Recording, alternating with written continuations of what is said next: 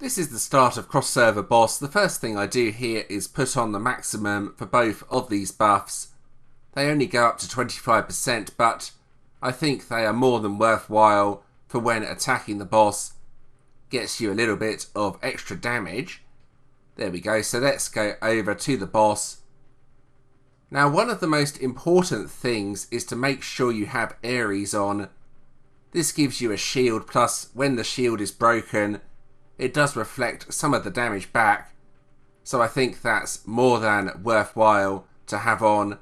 Right, the boss should be starting soon. My strategy is to get my 1000 Blades skill going. That's my most powerful attack.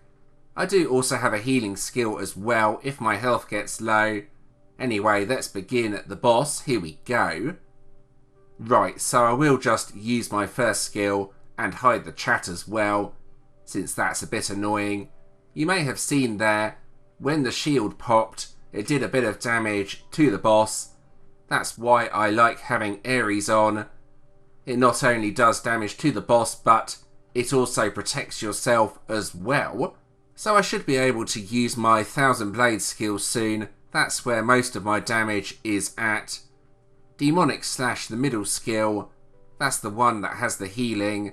A nice percentage healing skill as well.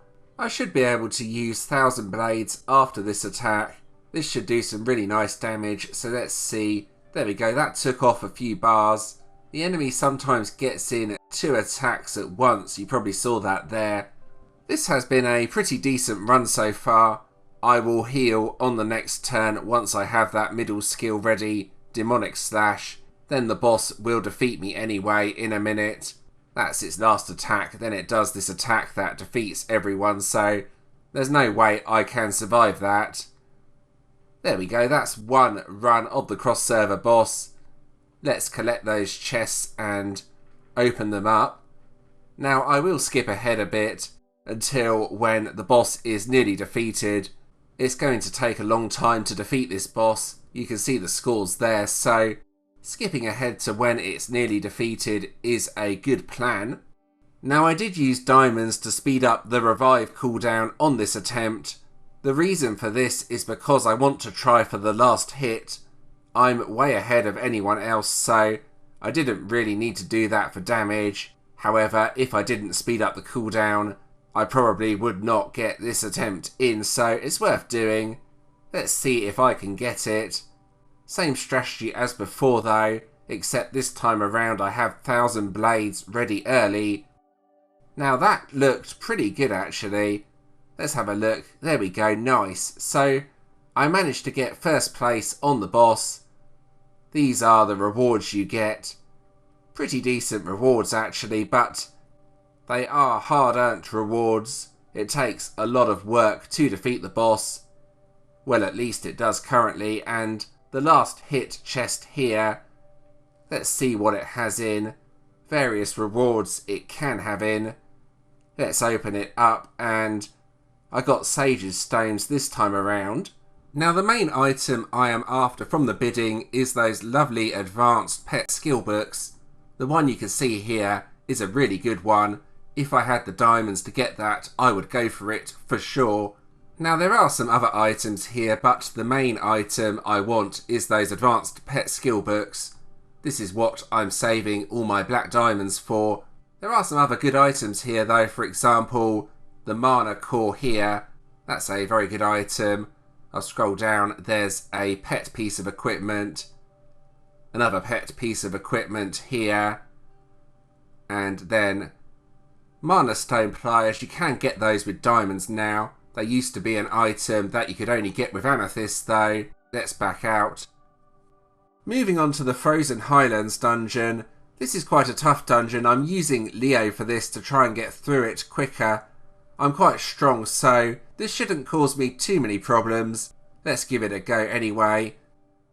So my strategy is basically to kill one of the enemies, then get the Death Tome buff up. That will allow me to kill the other enemies in the group a bit quicker. There we go, that's the first enemy group defeated. The Crimson Blade skill is really useful once you have the Death Tome buff up. That's the second skill that hits all of the enemies. Once I defeat one of the enemies, I get the Death Tome buff. Then Crimson Blades can be used to take out the other two enemies. If used early, like on this enemy, it's not quite as effective. You can see I've had to attack again to defeat them. There we go, that's that group done as well. Moving on to the next one. What I'll do here is use the Reflective Shield. This will speed it up quite a bit. This does a lot of damage to the enemies whenever they attack me. You can see there, I got through that group really quickly. So let's just continue with this strategy until I have finished the dungeon. Hopefully it won't take me too long by this method. I've already taken out one of the enemies here. Use Crimson Blades. There we go, that was a 2-turn battle. Nice and quick. Right, here's the next enemy group. I do want to get through this as quickly as possible. I will need enough rage for the end boss though, so I can cast Reflective Shield. By doing that, it will make the end boss a lot quicker. This enemy group's taking a bit longer than usual though. There we go, we've almost got through the group. That's it, nice. Let's collect the chest and move on to the next enemy group. This is one of the bosses. I'll use Reflective Shield here to get through it a bit quicker. The enemy will take a lot of damage from my shield, as long as the enemy attacks hit, of course. We're nearly there anyway. Shouldn't take me too much longer to get through the moose.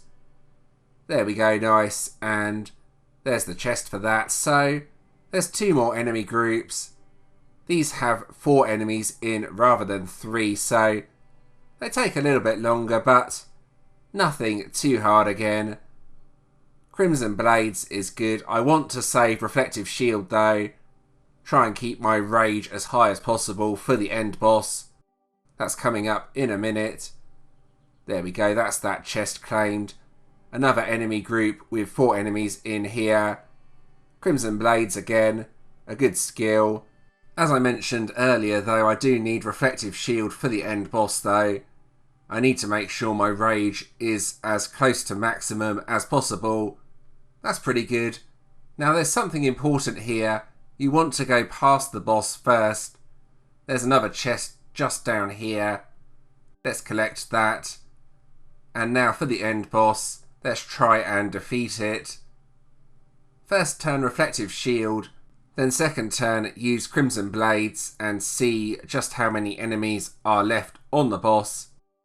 Hopefully it will take out the 2 weaker enemies.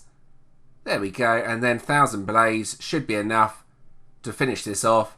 There we go, nice and easy. Now that's the special item you get in this dungeon. I'll just bring it up in more detail here. So if we go over to the bag, you can see the Ice Dew item if I scroll down. You need these for when you're making upgraded gear, so worth keeping hold of these. I'll just sort the items so you can see the Thunder Seeds next to it. Similar sorts of items basically, just from different dungeons. And there we go, it's time to end this video. I hope you found that interesting and helpful.